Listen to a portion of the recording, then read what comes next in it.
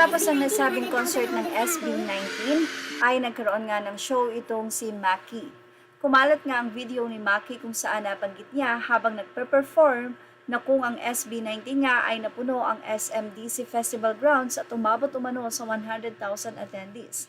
Kumalat ang video na ito ni Maki kung saan after ng show or concert ng SB19 April 18 ay nagkaroon naman ng show itong si Maki ng April 19. At doon na nga niya sinabi na alam niyo ba na ang SB19 ay nagkaroon ng 100,000 attendees.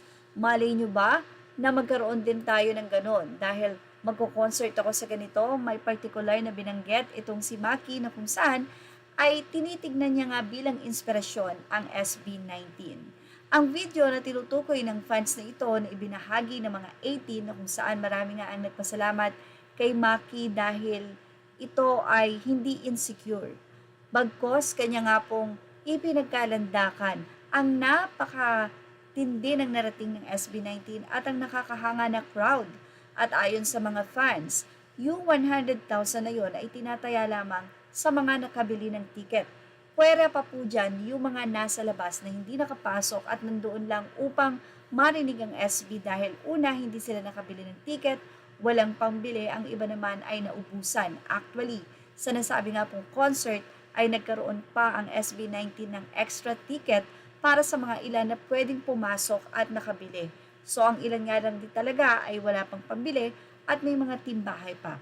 Pero syempre, ang bibilangin lang ay yung nandun. Kaya naman tinataya na mahigit 100,000 ang nasabi nga pong concert goer na pumunta sa SB19 concert that night.